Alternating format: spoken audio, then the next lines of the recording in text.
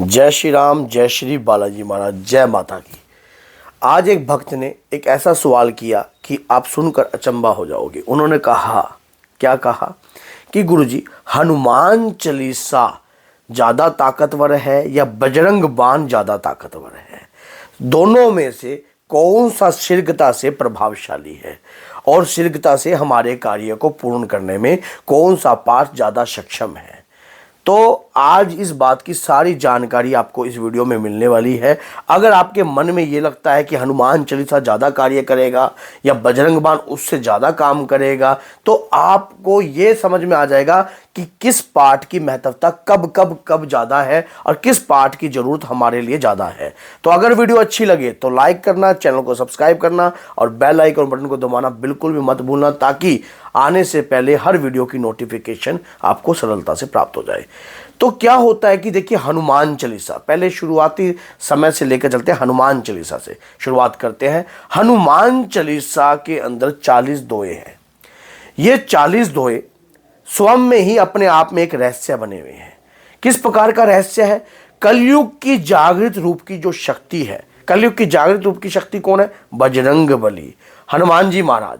और हनुमान जी महाराज की पूजा याचना करने से किसी भी प्रकार की भूत प्रेत, जो विपदा या किसी भी प्रकार की क्रियाएं आपके ऊपर चल नहीं पाती। कलयुग के प्रधान रूप के देवता की उपाधि इनको प्राप्त है। भगवान श्री राम के वरदान के अनुसार जब प्रभु श्री राम सरयू नदी में अपनी देह का त्याग करने के लिए जा रहे थे, तब हनुमान जी को उन्होंने यही वरदान दिया था कि कलयुग तेरे नाम है, ये मेरा वरदान है। कलयुग में राम नाम की लीला का प्रचार करने वाले मात्र आप ही हो। कलयुग में साधु संत के रखवाले सिर्फ आप ही हो। जो व्यक्ति दुखी हो, परेशान हो और जिसमें साधु भाव हो, उन व्यक्तियों की आपने रक्षा करनी है। हनुमान चालीसा जब गोस्वामी तुलसीदास जी जब जेल में थे, कारागृह में थे, मुगल साम्राज्य के टाइम के अंदर, तब उन्होंने 40 दोहों की रचना करी थी। ये 40 दोहे उन्हें हर प्रकार के बंधनों से मुक्ति दिला गए थे। और उन 40 दोहों की अलग अलग महत्वता है। आप दोहों को ध्यान से सुनना। भूत पिचास निकट नहीं आवे, महावीर केवल नाम सुनावे, संकट कटे मिटे सब पीरा, जो सुमरे हनुमत बलवीरा, संकट ते हनुमान छुड़ावे, मन कर्म वचन ध्यान जो लावे। जो मन और कर्म और वचन से एकाग्रह को कर अब अपने उद्देश्य को पूर्ण करता है या हनुमान जी की पूजा करता है, उन्हें हनुमान जी की कृपा तो प्राप्त होती है। दोनों ही पाठ जो हैं हनुमान जी की भक्ति को दर्शाते हैं। हनुमान चालीसा का पाठ करते हैं तो इससे आपको सुख शांति, भूत पिशाच से जो भी कोई क्रिया आपके साथ लगती है, चुराए से या कहीं से भी कोई भी क्रिया जो है आपके साथ लगने की कोशिश करती है तो लग नहीं पाती, अगर नियमित रूप से लगातार आप हनुमान चालीसा का पाठ करते हो। वह स्वयं में एक सिद्ध जो है मंत्र है। अब यहाँ पर बात आ जाती है बजरंग बाण की। बजरंग बाण क्या है? बजरंग बाण है जो है कि बीज मंत्रों का सार। वो स्वयं एक शस्त्र है, एक अस्त्र है इस प्रकार का जो विशेष उद्देश्य के लिए चलाया जाता है। मान लीजिए आपके ऊपर कोई व्यक्ति बार बार तंत्र कर रहा है, बार बार क्रियाएं कर रहा है, कोई कलप कर रहा है, आपको कोई क्रिया करने का ज्ञान नहीं है, आप किसी भी प्रकार का ज्ञान नहीं जानते, तो बजरंग बाण में बीज मंत्रों का सार छुपा गया है। बीज मंत्र जो है आपने स्वयं देखा होगा, बजरंग बाण में ओम चम चम चम चम चपल चललता, ओम हनु हनु हनु हनु हनुमंता, ओम हाक हाक दितिक विचंचल, ओम सम सम सम प्राणे खल। समझ गए? तो आप ये सोचिए, इन्हें मारो तो शपथ राम की, राखू नाथ मर्यादा नाम की। हे प्रभु, मैं भूतों से लड़ नहीं सकता, मैं पिशाचों से लड़ नहीं सकता, ना मुझे भूत प्रेतों से लड़ने का कोई तरीका आता है, लेकिन मुझे इतना जरूर पता है कि मैं आपके इस अमोघ शस्त्र को पढ़कर अगर आपका आह्वान कर कर आपको बुलाऊं तो आप इनसे लड़ने की मुझे शक्ति प्रदान करते हो। तो हे प्रभु, मैं आपको ये शपथ देता हूं कि इन भूत प्रेतों जो तंत्र प्रतिक्रियाएं, जो क्रियाएं मेरे परिवार पर या मेरे घर पर या मेरे कारोबार पर करी जा रही हैं, आप इन्हें स्तंभित कर दीजिए। बजरंग बाण एक शस्त्र है और वो उद्देश्य के लिए किया जाता है। जैसे कि आपने 41 दिन तक लगातार अगर 3-3 बजरंग बाण कंटिन्यू करते हो आप, और अपने शत्रु का ध्यान कर कर, जो व्यक्ति आपके ऊपर तंत्र क्रिया करते हैं, उच्चाटन क्रिया करते हैं, मारसन क्रिया करते हैं, घायल छोड़ते हैं, या कुछ भी अमोघ शक्ति का प्रयास करते हैं, तो आप बजरंग बाण की शक्ति से उन्हें स्तंभित कर सकते हो, उन्हें रोक सकते हो। याद रखना, दोनों ही पाठ आपके लिए प्रभावशाली भी है और कृपादायक भी है।